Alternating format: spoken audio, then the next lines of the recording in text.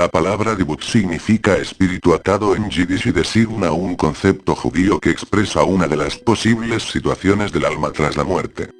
Concretamente un dibuk es el alma en la que predomina el mal sobre el bien o simplemente es espiritualmente poco evolucionada de alguien que, tras morir, no ha podido continuar con el ciclo natural de encarnaciones necesarias para llegar a cumplir el fin espiritual individual que Dios le ha dado y, en consecuencia, se ha quedado en el mundo y busca poseer el cuerpo de alguien que, por su naturaleza y situación de vida, resulte propicio para cumplir aquellos fines y deseos que no fueron satisfechos mientras el dibuk vivía.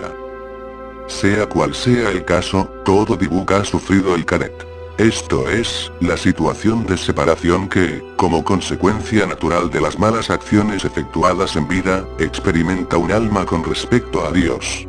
A pesar de eso, el grado de oscuridad espiritual de un dibuk puede variar, dándose el caso de quienes en vida fueron auténticamente malvados, violadores, asesinos, torturadores, etc., y el de quienes simplemente tomaron caminos equivocados, drogadicción, dedicación completa de la voluntad a conseguir dinero y cosas mundanas, etc., o muy alejados de Dios pero no por ello propios de ser encasillados en la esfera de la maldad.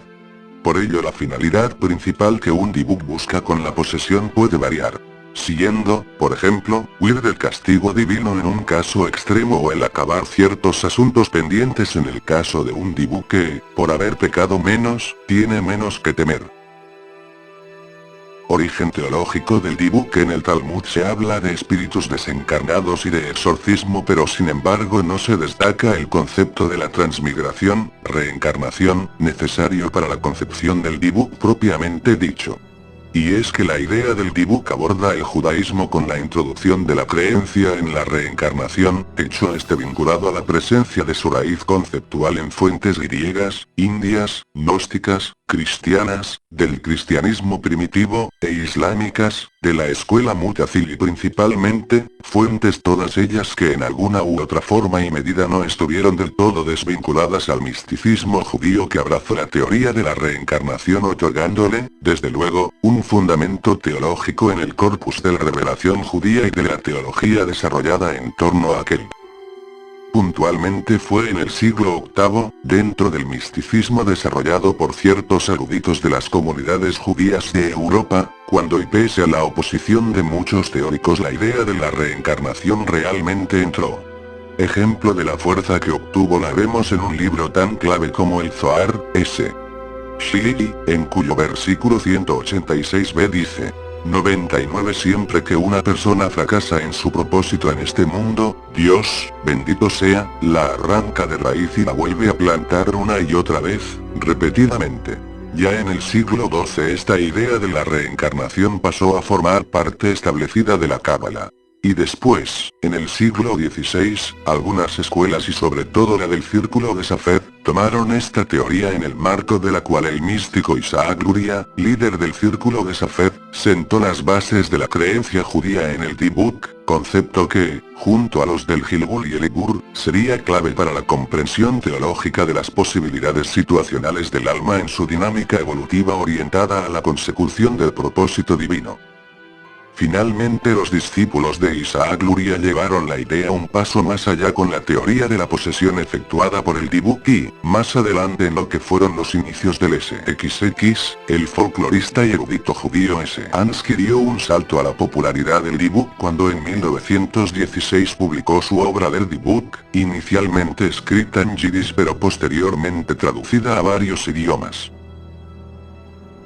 Gilgul, dibuk e ibur, tres situaciones distintas del alma tras la muerte. En la idea judía de reencarnación ocurre que, cuando una persona muere, normalmente su alma experimenta la situación de Gilgul, palabra hebrea que literalmente significa rodar, lo cual no es otra cosa que el hecho de transmigrar, de pasar de forma natural a encarnarse, al momento de nacer, no en la concepción como creen los católicos, en otro cuerpo, durante un número de años previamente fijado por decreto divino.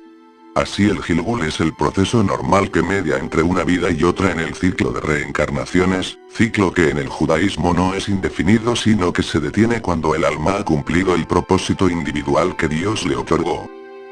Ahora bien, hay veces en que el alma no pasa a encarnarse en su siguiente vida sino que se queda paralizada en el proceso, se queda sin cuerpo dentro del mundo.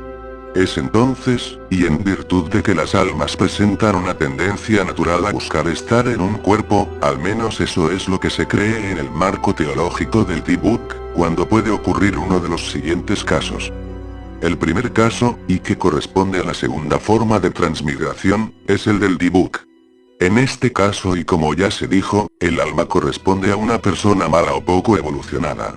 Esta alma busca entonces poseer el cuerpo de otra persona. Sea para evitar el castigo de los ángeles que ayudan a separar el alma del cuerpo, sea para superar, con acciones en el cuerpo a poseer, o evitar castigos relacionados a su vagabundeo por la tierra, sea para buscar venganza o simplemente para huir de su situación de extravío. Así, bien puede ser que la persona viva no sienta que un Dibuk le ha poseído o por el contrario si el Dibuk se manifiesta puede atormentar a su portador. El segundo caso, correspondiente a la tercera forma de transmigración, es el del Ibur, palabra hebrea para impregnación, un caso que se diferencia del Dibuk en el hecho de que siempre es temporal, solo dura un periodo de la vida del poseído, y siempre se trata de un alma altamente evolucionada en la que despuntan la bondad y la sabiduría, alma esta que no necesariamente entra en el cuerpo del viviente porque ha estado vagando por la tierra sino que bien puede darse el caso de que el Ibur haya estado junto a Dios y, por un puro impulso de bondad y amor, haya pedido descender a la tierra para tomar el cuerpo de una persona y así ayudarle, con su naturaleza superior, a cumplir el plan que Dios le asignó. No obstante, también puede ser que el Ibur busque poseer el cuerpo del viviente para cumplir un propósito propio, tal como cumplir una promesa, realizar un mitzvah, deber religioso, o efectuar cualquier otra tarea, siempre moral y espiritualmente buena, que precisa de un cuerpo físico para su cumplimiento. Mas, aunque así fuere, la posesión del Ibur resultará igualmente muy positiva para la vida espiritual del viviente.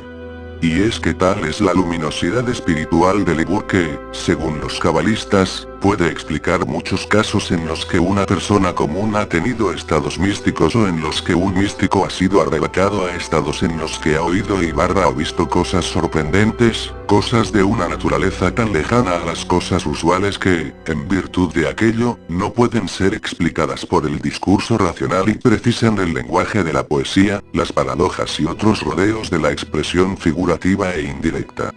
Podemos sin embargo preguntarnos a quienes tienden a ayudar más los Ibur que entran en un cuerpo para cumplir fines propios del plan divino asignado a la persona poseída.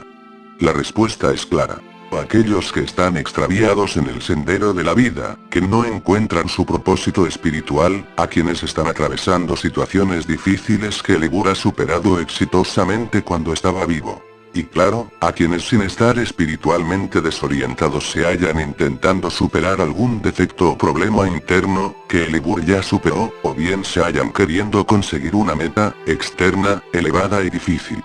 Es debido a ese papel de guías e inspiradores espirituales que los Ibur, cuando han cumplido su tarea y se marchan, suelen dejar en quien fue poseído, la palabra técnica es impregnado, una sensación de vacío y muchas veces un estado de depresión ligado a la pérdida de un pálido reflejo, el Ibur, de la luz del Creador, estado este que los rabinos aconsejan superar considerando todo lo bueno que el Ibur hizo por nosotros y teniendo en cuenta que, si se marchó, es que ya hizo lo que tenía que hacer el Ibur.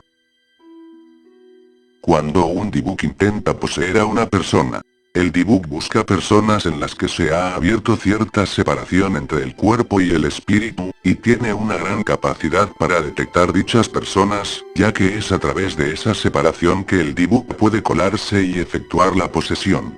Es por eso que el Dibuk generalmente prefiere tomar el cuerpo de una mujer, puesto que las mujeres son más propensas a sufrir problemas emocionales y enfermedades psicológicas en las cuales el cuerpo y el espíritu desarrollan una problemática que los desvincula en cierto grado. O al menos eso es lo que en general creen en el judaísmo, una cultura especialmente machista. Pero las razones de elección del Dibuk van más allá de eso. Según Gerson Winkler, estudioso con más de 25 años de experiencia en el campo de la investigación sobre folclore judío, espiritualidad judía y raíces chamánicas del judaísmo, el Dibuk elige a alguien que está en el estado donde su alma y su cuerpo no están totalmente conectados entre sí a causa de la melancolía severa, la psicosis y ese tipo de cosas. Entre los que no están integrados, busca a alguien en particular cuya vida actual esté atravesada por situaciones que el espíritu poseedor tuvo que pasar, por lo cual este espíritu percibe compatibilidad con alguien que está luchando con lo mismo que él luchó. Digamos que en mi corazón tengo un deseo de robar todas las tiendas que me convenga robar, pero no sigo este deseo porque no tengo agallas. Bien pues, el espíritu de alguien que haya hecho eso se sentirá atraído por mi deseo de hacerlo y me poseerá porque somos compatibles. Pero las palabras de Winkler no deben dar lugar a la interpretación equívoca de que una persona que cede a sus peores deseos o inclinaciones está siendo víctima de un Dibuk, pues, como de otras palabras suyas se desprende claramente, la posesión del Dibuk presenta signos específicos. Se puede decir que es real si la persona es capaz de hablar las cosas que de otro modo no sería capaz de conocer. Debido a que el alma que hay en el poseído no se integra lo suficiente para ser sujeta al tiempo, espacio y materia, este sería capaz de decirte cosas que no se conocen normalmente, cosas como lo que soñaste la noche anterior, lo que está pasando en la calle, tal vez incluso pueda hablar un idioma diferente que nunca ha conocido antes. ¿Cómo se expulsa a un Dibuk? La Kabbalah dice que existe una forma específica para exorcizar al Dibuk. Dicha forma se basa en tocar música ceremonial con un cuerno de carnero, el shofar. Pero no cualquiera debe tocar el cuerno. Debe ser un rabino experto en la Kabbalah. Además, el rabino deberá estar acompañado de 10 personas, reunidas preferentemente en una sinagoga, capaces de soportar la experiencia y de formar un círculo santo de protección en torno al poseído, todo esto mientras se repiten textos sagrados. Concretamente todos deben recitar el Salmo 91 mientras el rabino hace sonar el shofar para desorientar a la entidad. El proceso de recitación del Salmo 91 se repetirá 3 veces, pues solo así será posible la comunicación con el Dibuk, dentro de la cual se le pedirá que abandone el cuerpo del poseído y se le indicará qué camino seguir para su propia salvación. Muchas historias muestran que el rabino, que debe ser siempre un individuo piadoso, está asistido por un Magid, espíritu benéfico, o por un ángel. El rabino Gerson Winkler es alguien que ha llevado a cabo varios exorcismos. Él contó lo siguiente. Nosotros soplamos el cuerno de carnero de cierta forma, con ciertas notas, en vistas a romper el cuerpo, por así decirlo. Así el alma que está poseyendo será soltada. Después de que sea soltado nosotros podemos empezar a comunicarnos con esta y preguntarle por qué está aquí. Podemos orar por dicha alma y hacer una ceremonia para permitir que se sienta segura y así terminar para que pueda dejar el cuerpo de la persona. No obstante, en ciertos casos el primer paso del proceso es la entrevista con el Dibuk, cosa que se realiza para determinar por qué el espíritu no ha cambiado, información esta que será clave para que el rabino convenza al Dibuk de salir. Otra cosa importante es descubrir el nombre del Dibuk, ya que según el folclore judío, es preciso conocer el nombre de una entidad para poder darle órdenes. También, al menos según muchas historias, la entrevista es importante pues son muchos los Dibuk que encuentran gran complacencia en saber que alguien se interesa por ellos y por los problemas que les han llevado a hacer lo que han hecho. Para el autor Howard Chajes existen diversas combinaciones de objetos y conjuros empleados para expulsar al Dibuk. Un gran ejemplo es el de la fórmula en la que el exorcista utiliza un frasco vacío y una vela blanca.